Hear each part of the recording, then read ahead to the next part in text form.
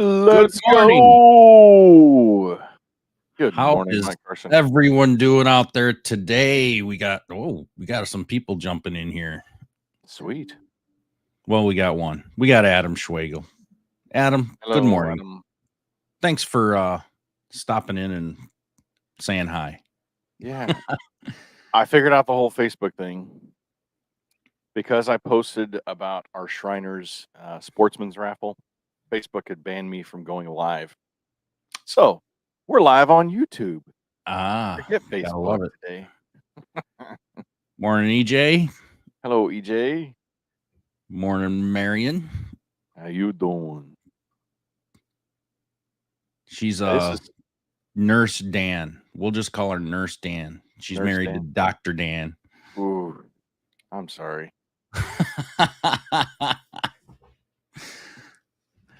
So, Hey. how was your weekend? Man, my weekend was interesting. Yeah, I was in the hospital all weekend. I got blood To say clots in the my left least. leg. Yeah, but hey, I'm out. I'm alive.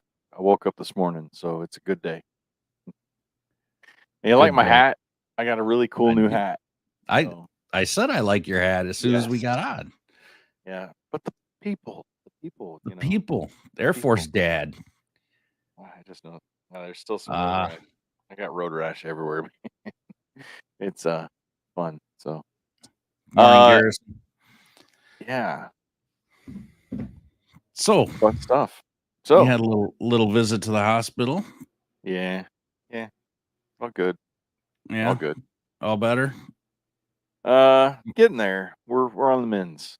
It's been an interesting week and a half, but again, bottom line is I woke up this morning. It's a good day. Yeah, Yeah. absolutely.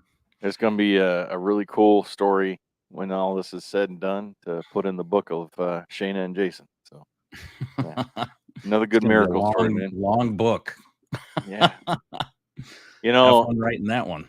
if cats have 9 lives and humans, I don't know how many lives humans have, but I'm sure I'm on like live 6 by now in my life. So, yeah. Nice. All right. Well, let me pray us in real quick, and then you can go over the verse, All right. and we'll get started on our weekly topic this week. Dear Heavenly Father, I want to thank you for allowing Jason to be with us. Uh, Thanks for keeping him relatively safe, and you're allowing him to go through some things for your purpose, Lord. There's a purpose behind all this. There's a reason behind everything that happens to us, and you guide us on a path. Sometimes it's tough, and everyone out there goes through things, and we've all come across our own road rash in our lives. Mm. And sometimes it hurts. And we know that if you bring us to it, you can bring us through it. And I thank you for that. And there's nothing that we can't handle in your name. I pray these things in your name. Amen. Yeah. It's interesting. Our scripture, I'm gonna go with Colossians. I kind of like the Colossians. It's 3:23-24, the NIV. Whatever you do, work at it with all your heart, as working for the Lord, not for human masters, since you know that you will receive an inheritance from the Lord as a reward. It is the Lord Christ you are serving. As I sat in, dang it, sorry, I sat in the hospital bed Sunday morning. I watched services um, from a few different churches. My dad's church. I got a really good friend who's a pastor up in Michigan. Watched their church. That was really cool because he, at the very end of the service, he goes, we're going to stop and pray for my buddy Jason and his wife. I want everybody to come to the front and we're going to face the camera because I know he's watching right now. And man, that was a special moment right there. And even from our church service at our church, it was a very common theme and about Job. And I had a friend that was talking to me about Job this week as well. And, like Job, my faith through my life has faltered many, many times. And there are several times in my life that I really feel like the enemy thought he had won. He'd taken me out. And this is one of those moments. And that hit me Sunday majorly, right? So, even some days when I don't think things are going to work out the way I want them to work out, or maybe the way that I've been praying for them to work out, in the end, like Job, I'm still going to trust them. And that's the big lesson out of this for me, right? I woke up this morning, good day. So, That's awesome. Well, and that, my friends, is better than a dad joke. yeah. Yeah. I don't think any dad joke's gonna Yeah, yeah. Hey, we are talking matter. my favorite subjects today, and that's marketing, marketing mastery. We're going to give you some tips for some implementation you can put into your business. You've got Mike, the SEO pro. I'm going to just say it that way, SEO pro. I mean, I've been studying and doing marketing for years, and I tell you, I love marketing. So I'm really looking forward to this one. It changes so much. There's so much to learn. Like, I was writing my book and I was like, there's I could make this thing 10,000 pages long. You know, and it's like, where do you stop? There's just so much to talk about and so much that you can do in different ways. Um, but out of 10,000 pages, how do you cut it down to it's that 80-20 rule. 20% of your marketing efforts are going to give you 80% of your results. Yeah. So what's that 20%? So that's what I focused on in my book. Marion said, "Thank you for not going 10K." Yeah, that would be, it's daunting enough to read this book and listen to it. And it was daunting enough to write it. So I just couldn't imagine. I mean, to me, it's a novel already. Yeah. But anyway, getting back to the 20%, you've got to know what that 20% is, where you can focus most of your time Mhm. and not worry about the other 80% of the things that you can do. Just so you don't waste time, energy, money, and focus on things that just don't work. And Yeah. there's so many people out there in the marketing industry that post all these blog posts about all these little hacks or tips or tricks, and it's just clickbait. Yeah. That's all they write it for, is literally just clickbait. They're just looking for traffic to their own website or whatever, or to make themselves sound like an authority. Yeah. And yeah, some of that stuff might work, but it's such an incremental little thing. And I'm not saying that you shouldn't do some things like that. So, I mean, a combination of the big things and the small things are what really matter. But you could do so many things, and those incremental things, it would take you so long to do so many of those 80% incremental things that you'd still might not see enough results for it to matter. Yeah. Well, let's dive into this, shall we? Let's go. First one, let's talk about some modern content marketing strategies. Um, I have had I had a little bit of a difficulty with this one. When I took over the marketing for our business, in the past for service detectives, it was easy. I would take pictures of things that I was doing and I would storytell, right?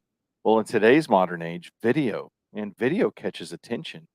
And so you've got YouTube shorts, Instagram shorts, Facebook reels and shorts, and TikTok. And let me tell you, if you're not on TikTok, you might want to consider it, because we were at what was it, ASTI or PSA in Vegas, and I had a guy just almost like running up to us. He's like, "Man, I watch you guys on TikTok.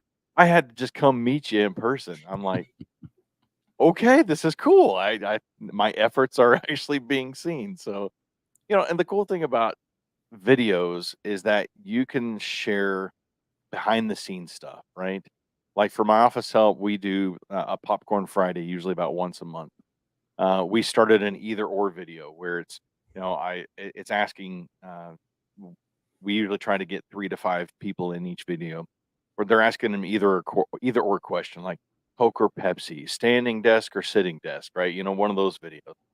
And so it gets people to see that, hey, these are real people, right? That are behind the scenes doing this. Um, Other things, EJ does a pretty good job of it. Testimonials, right? Getting clients to do a short video clip. That's easy to do when you're at the house, you're at the end of the job. Mrs. Jones, one of the things that really helps me out is testimonials. If you'd be willing either to give a written testimonial, either on Google or Facebook, here's the link, or I've got my camera. If you're okay with it, I'll just shoot a really short clip of you saying whatever you want to say about the service today. And those things are gold. I mean, especially reviews today. That's like the new currency when it comes to, SEO and just sharing things on social media. People love watching video testimonials. We've got a ton of them on our pages as well. So that's one of the fun things about storytelling and videos, especially. But if you're doing Yeah. I changing, think the cleaning out hardest the dryer, part of all of it is actually doing it and staying consistent. correct? Yes, you have to be consistent. I know we'll talk about that next. If you're taking apart a dryer, you know, I, that one amazes me every time. You take apart of the dryer, here's all this stuff, here's all this nasty lint that's built up. Take pictures of it. If you're not good at video, take pictures of it. Throw that on your social media and tell the story. Yeah, I went to this customer's house today, ended up pulling the dryer apart. Look at all this that could have potentially caused a problem.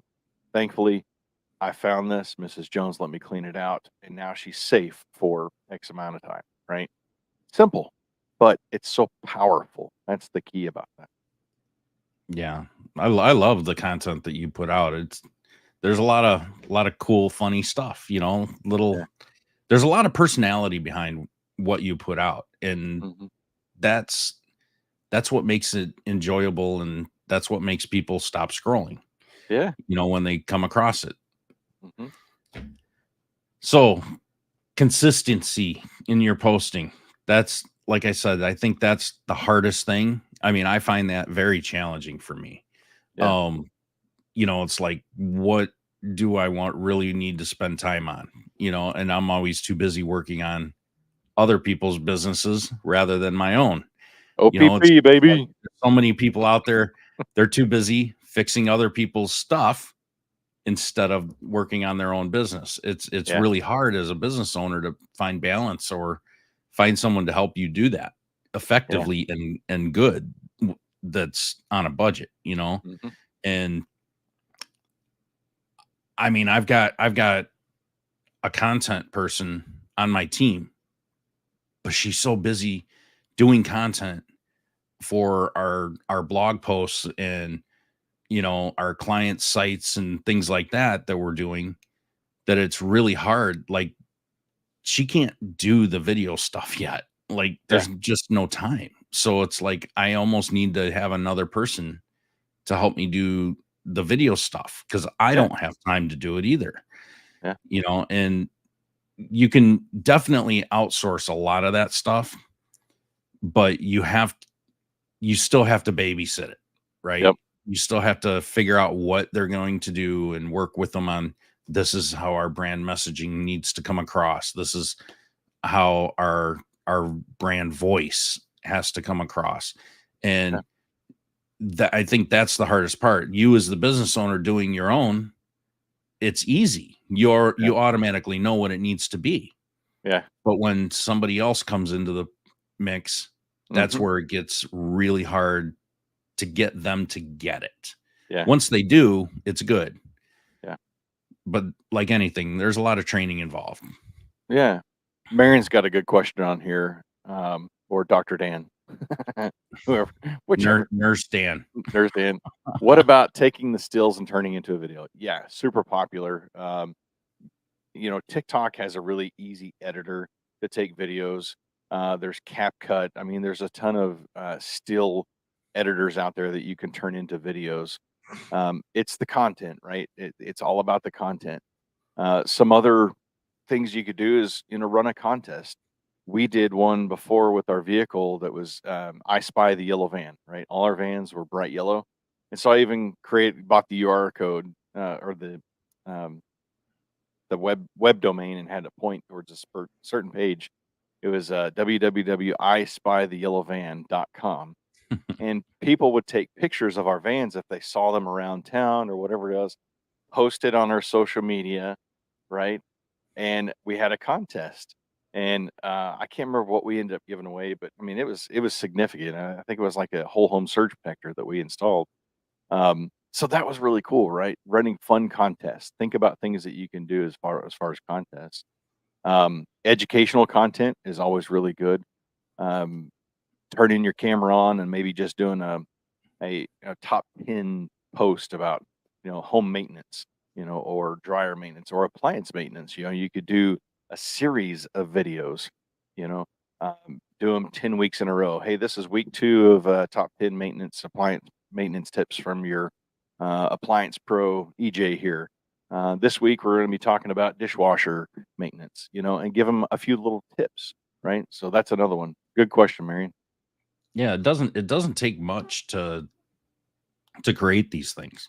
Yeah. You have a Excuse me. phone, and the phones do really good videos, and it's Yeah. not that tough to edit. It really isn't. Um, yeah, it's one of those things that there's so many editing apps out there nowadays that can even do it for you. Yeah. So I think with video, here's where everybody really gets hung up. You worry about making it perfect. yep, don't make it But perfect. look at everybody's videos. Nobody's videos are perfect these days, and that's on purpose. Yep. It used to be that every video had to be so polished Yeah. and professional, and it was like embarrassing if it wasn't. Yeah. Now everyone loves the authenticity Yeah. of an unedited video, Yeah. or something that actually shows somebody going on the struggle bus. I you tell you, know car dealerships are ones that you've seen a huge change in their marketing approach. At least in my area, because it used to be, come on down to this Chevrolet and, we'll make you a great deal. And it was just picture perfect of this commercial. And now especially I think since TikTok, really, I do TikTok, and um, they're just funny clips, right? They're hilarious clips. They're, people doing funny stuff to grab your attention. And there's nothing perfect about it.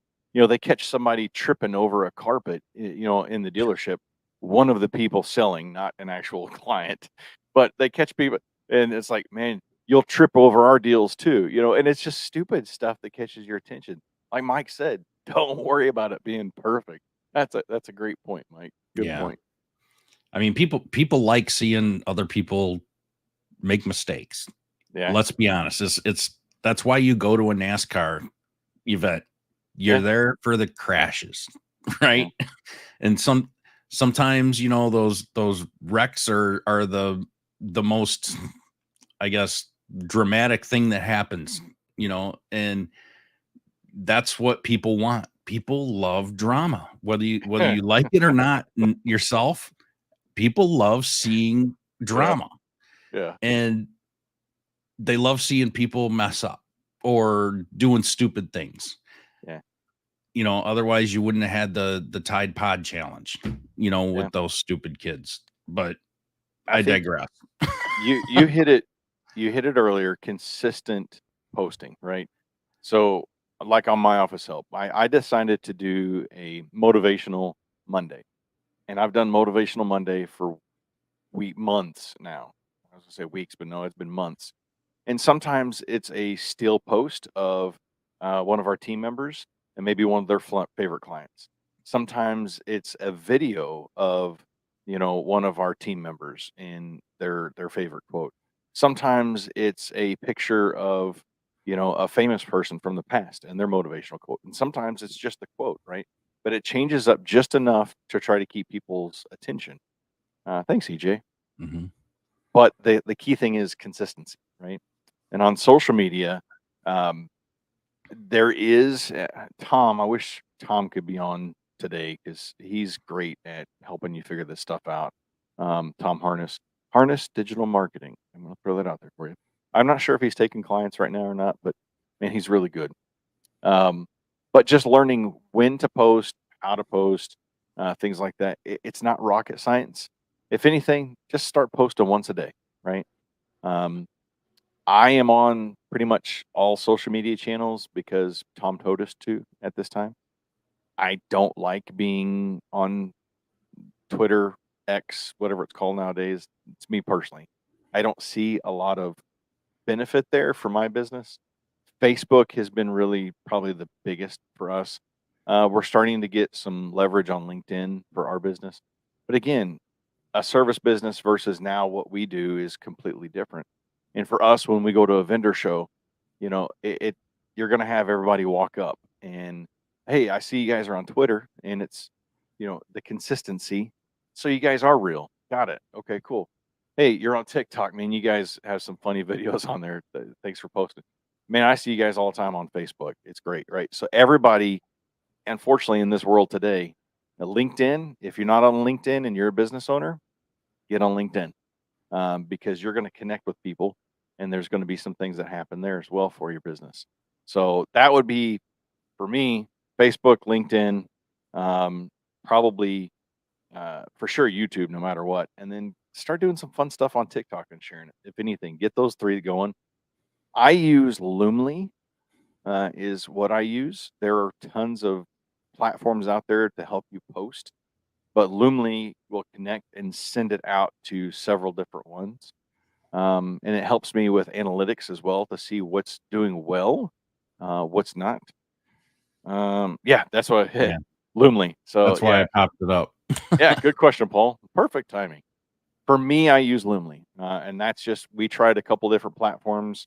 Loomly was a fairly good price compared to everything.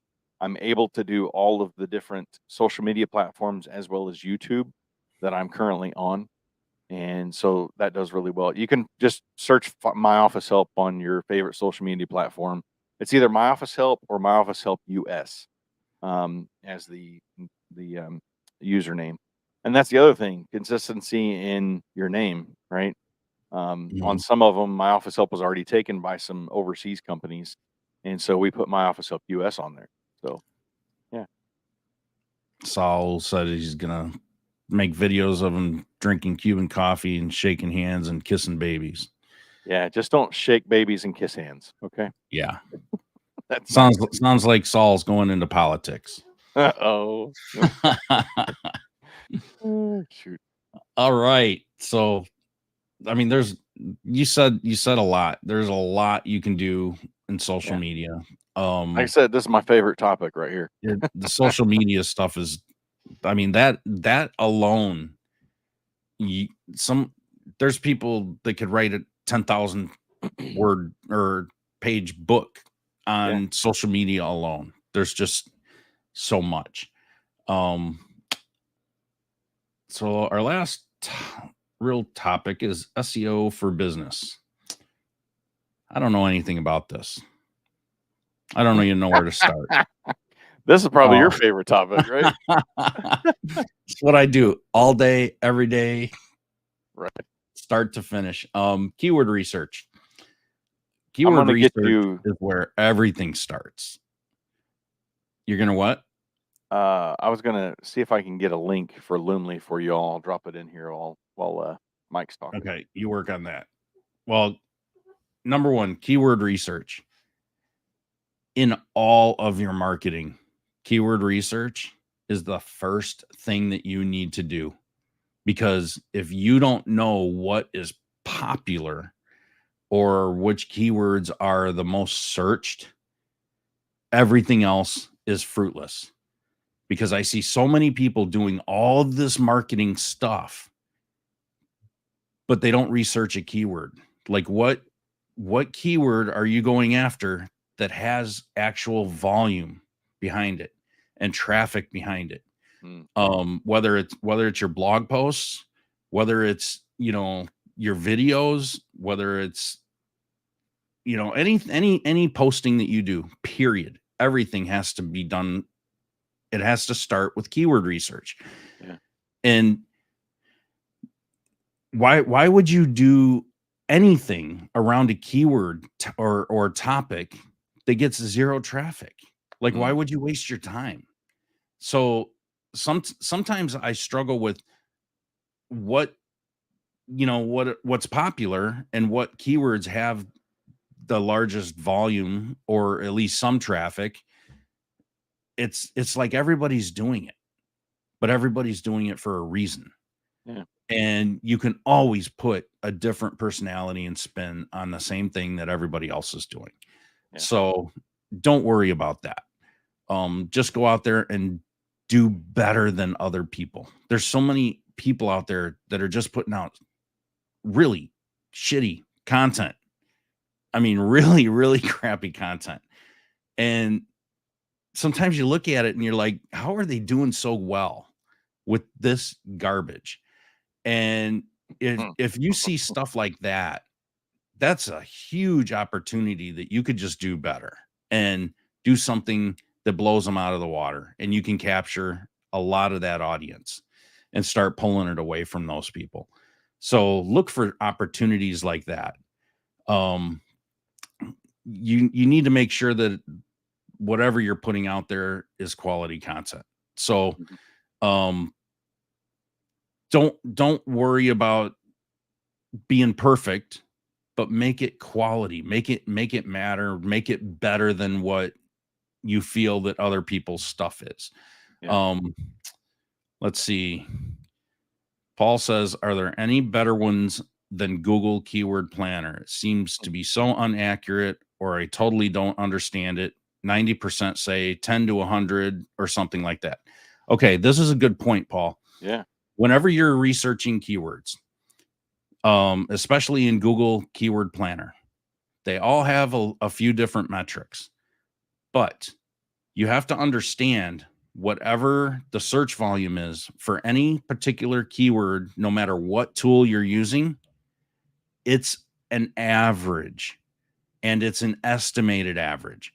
So what they're doing is they're taking the prior 12 months worth of search volume, estimating it, rounding it up, and making it an even number, and then saying this divided by 12 is the average search volume.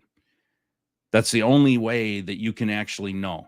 Now, Google Keyword Planner, in order to get access to that, you have to have a Google Ads account, and I'd say that's probably the most reliable, and a lot of other keyword tools get their data from that anyway. So you can go there. I have access to so many different keyword tools that I just compare. And yes, they're all over the board. Some will say 100, some will say 50 for the same exact keyword. But as long as I'm seeing the metrics on average being higher, then I automatically know that it's still a good keyword to go after. So it doesn't really matter if you use, one primary tool or 10. As long as your keyword volume is higher, then yes, it's a good keyword. That's a good point, Paul. I think a lot of people don't understand how keyword tools work. Yeah. That's why I have Mike and Tom. Yeah, there's so many when it comes to SEO. There's so many research and analytics tools that no one really knows how they work, and they don't learn what the visibility numbers are and what traffic numbers really mean and how it's actually calculated on the back end.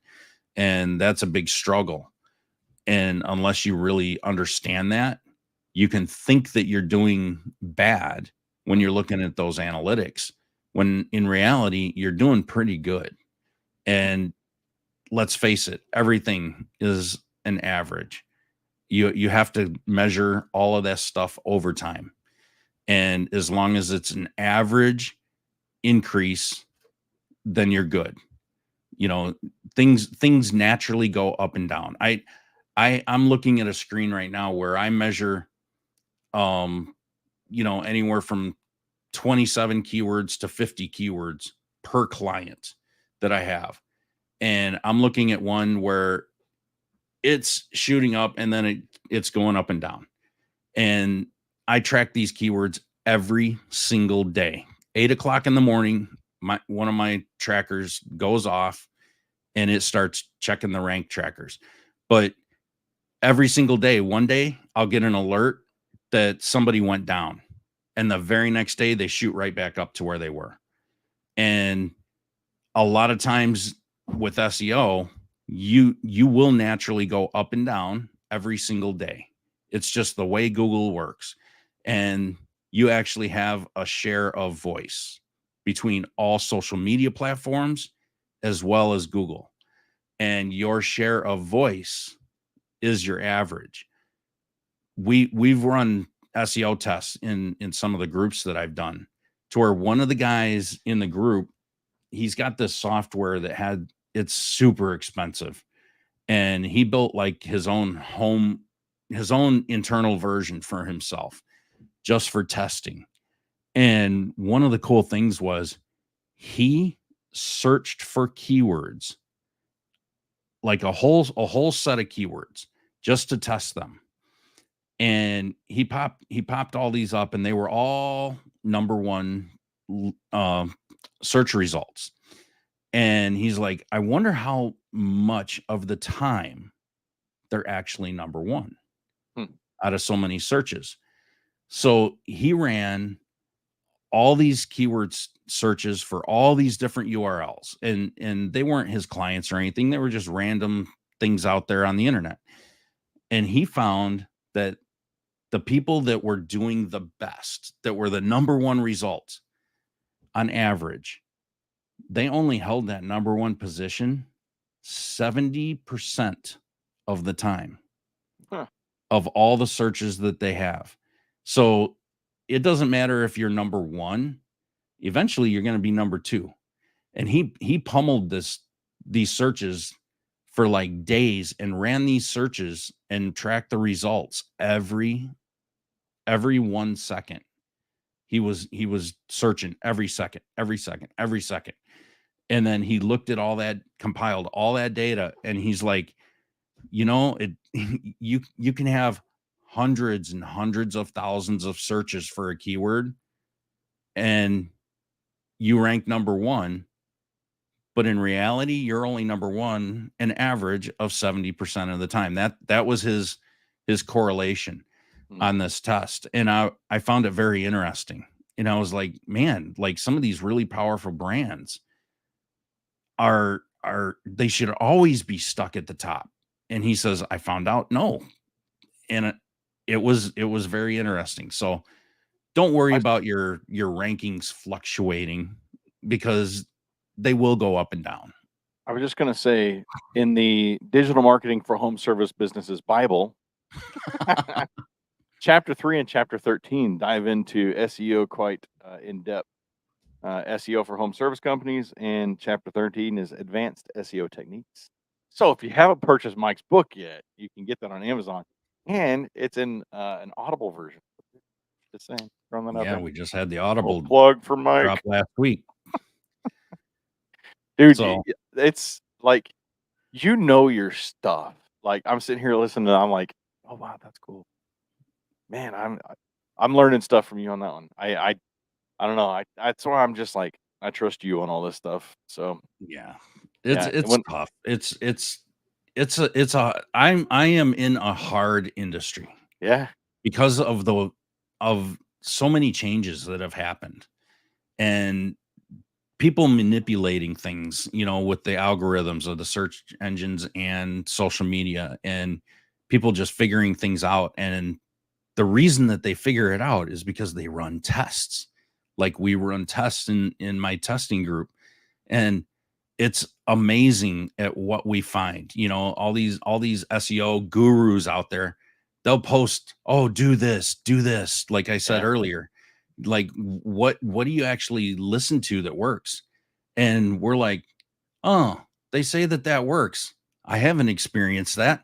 Let's test it and see if they're full of crap or not. Yep. and we find out, and even Google had a massive leak recently, well, 3 months ago, I want to say.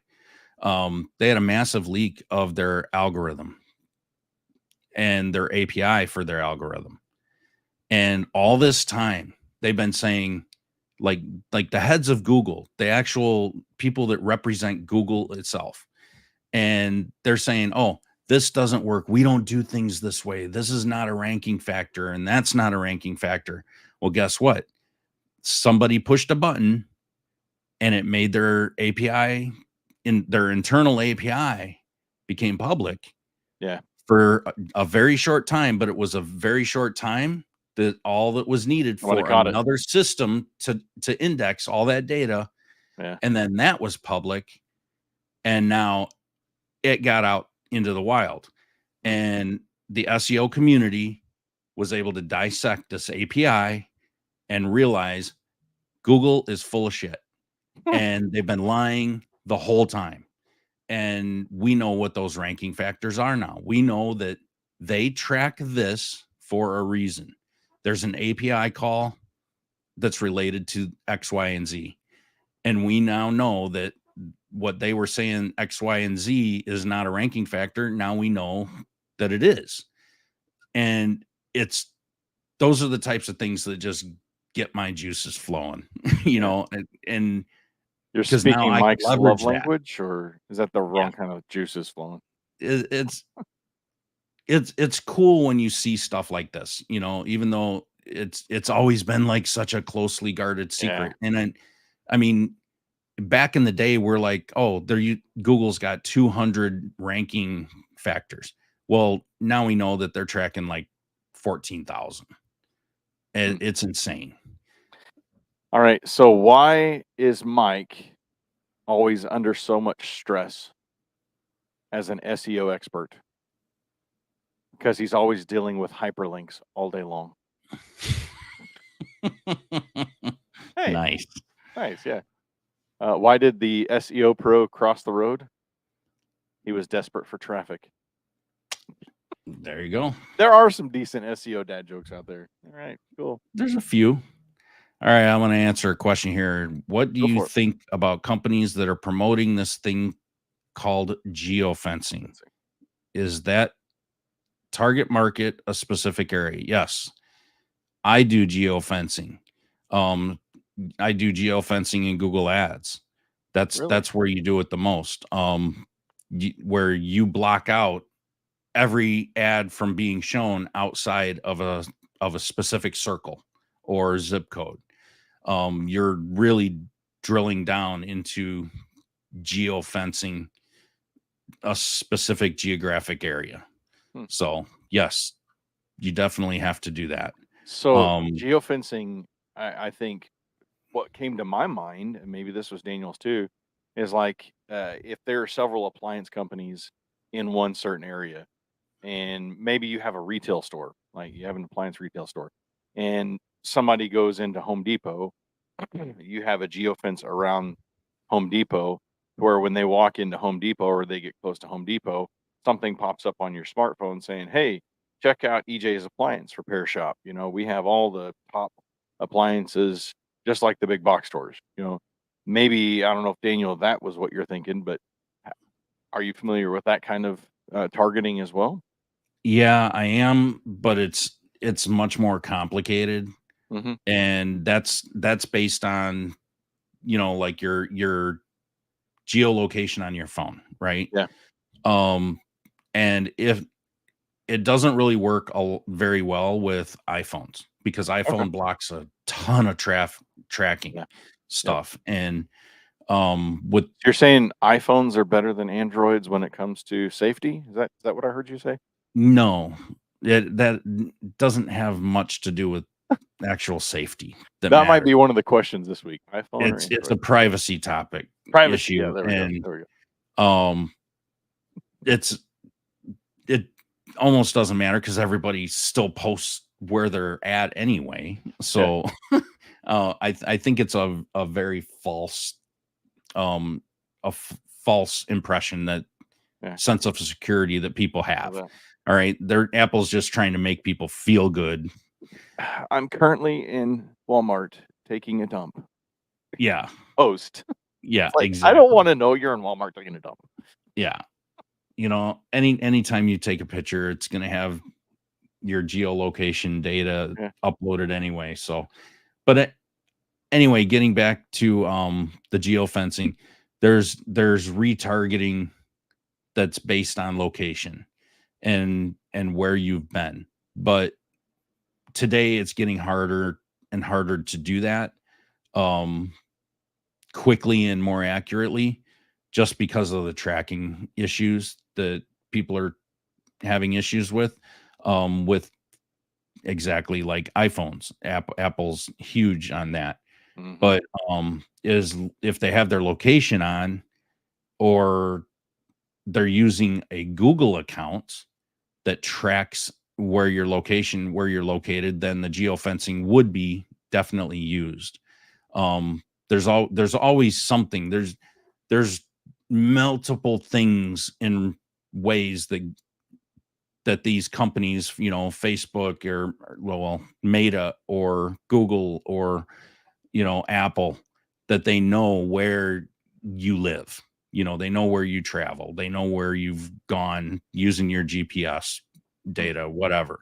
So there are ways to do that. Cool. All right. We're going long, so we should probably Yeah. wrap this up. This has been a great topic. Again, you can tell Mike and I are both passionate, him in SEO, me in marketing. So if you have any questions, don't hesitate to reach out to us. Go to our channels, myofficehelp.com on your favorite social media or YouTube, ITD Web Design on your favorite social media or YouTube. You're on YouTube, aren't you? Oh yeah. Yeah. And Service Alliance Group. And be sure to go like, share, subscribe. That's how you pay the fee. That's as cheap as it gets. Mike, what's Speaking of going on with the marketing, mastermind? Yeah. all access members get in on our mastermind this Saturday. I'll be going over Google Business Profile Optimization. Sweet. Make sure you get into the website and get registered. Otherwise, you're not going to get the link. Sounds good. All Have a right. great week. Everybody have a good one. We'll see you next week.